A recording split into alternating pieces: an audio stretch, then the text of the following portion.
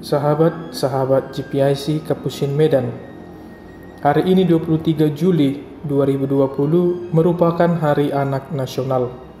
Tentu ada sejarah mengapa tanggal ini diperingati sebagai Hari Anak. Sejarah lahirnya Hari Anak Nasional di tanah air merupakan gagasan Kongres Wanita Indonesia atau KOWANI yang merupakan sebuah organisasi kaum perempuan Indonesia yang diresmikan pada tahun 1946. KOWANI berusaha mengupayakan penetapan Hari Kanak-kanak Nasional. Awalnya, perayaan tersebut digelar pada 1952. Akan tetapi pada 1953, Pekan Kanak-kanak Indonesia dirumuskan lebih serius lagi. Kegiatan itu akan rutin dilaksanakan setiap pekan kedua bulan Juli atau saat liburan kenaikan kelas. Rekomendasi ini disetujui oleh pemerintah. Namun, penetapan itu dinilai tidak memiliki makna dan nilai sejarah karena tidak merujuk kepada tanggal atau momen tertentu. Pada 1959, pemerintah akhirnya menetapkan tanggal 1 sampai 3 Juni untuk memperingati Hari Anak di Indonesia, bersamaan dengan peringatan Hari Anak Internasional pada 1 Juni.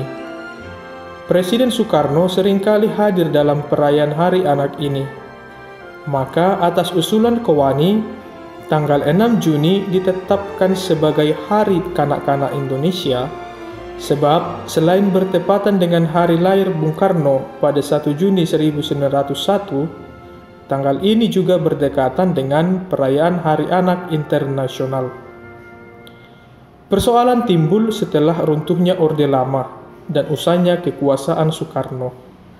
Soeharto mengeluarkan keputusan Presiden atau Kepres nomor 44 1984 yang memutuskan bahwa Hari Anak Nasional diperingati setiap tanggal 23 Juli. Mengapa 23 Juli?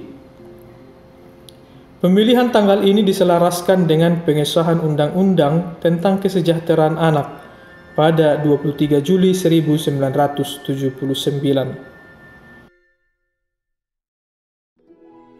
Tak dapat disangkal bahwa anak-anak dewasa ini telah mendapat ruang kebebasan yang bisa mengarah kepada hal positif maupun negatif. Hal positif yang dapat dilihat adalah bahwa mereka bisa mengemukakan pendapat, mendapatkan perlindungan hukum, dan dapat bereksplorasi sesuai minat dan bakat mereka.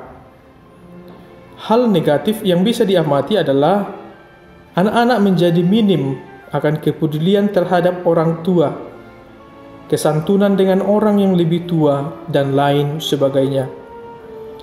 Tapi tahukah kalian bahwa angka kekerasan dan perlakuan salah terhadap anak dewasa ini jauh lebih tinggi dibanding perlakuan baik yang mereka terima?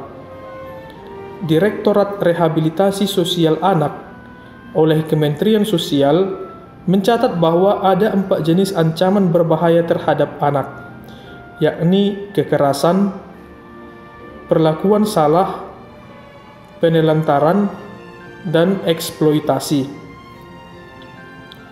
Anak terancam mendapat kekerasan fisik, seksual, dan emosional atau psikis. Akibatnya si anak cedera, sakit, kehilangan kemampuan organ tubuhnya, cacat, gangguan perkembangan otak, dan emosi negatif sangat dominan. Sementara itu, penelantaran terhadap anak dapat dibagi dalam 4 kategori, yakni fisik, di mana orang tua tidak memberikan makanan yang sehat dan bergizi; spiritual, di mana orang tua membiarkan anak tanpa koreksian atau penghargaan; mental, di mana orang tua tidak memberikan pendidikan, kasih sayang, dan pendapatnya tidak didengar. Dan kategori keempat adalah sosial, di mana orang tua meninggalkan anaknya secara sendirian. Eksploitasi terhadap anak merupakan pemanfaatan tenaga, tubuh, dan keluguan anak demi keuntungan sosial maupun ekonomi orang lain.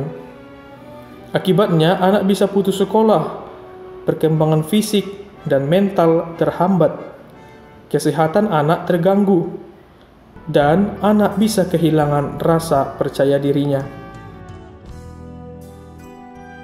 Kak Seto mengatakan semua anak itu pada dasarnya cerdas, unik, otentik, dan tak terbandingkan.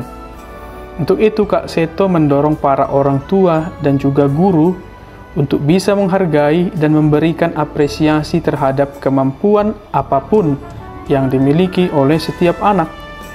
Mereka tidak hanya memiliki kecerdasan secara intelektual, tetapi juga kecerdasan secara emosional, kecerdasan sosial, kecerdasan alam, dan kecerdasan lainnya. Karena itu, mengapresiasi sekecil apapun kemampuan anak merupakan bentuk penghargaan yang bisa orang tua tunjukkan kepada anak-anak untuk menumbuhkan kebanggaan dan kepercayaan diri, sehingga mereka terpacu untuk lebih menjadi berkembang dan kreatif. Mari sahabat-sahabat GPIC Kapusin Medan, kita dukung setiap anak dalam tumbuh kembangnya agar mereka bisa mengaktualisasikan diri sejak dini. Mereka adalah tunas muda keluarga, bangsa, dan gereja kita. Pace Ebene.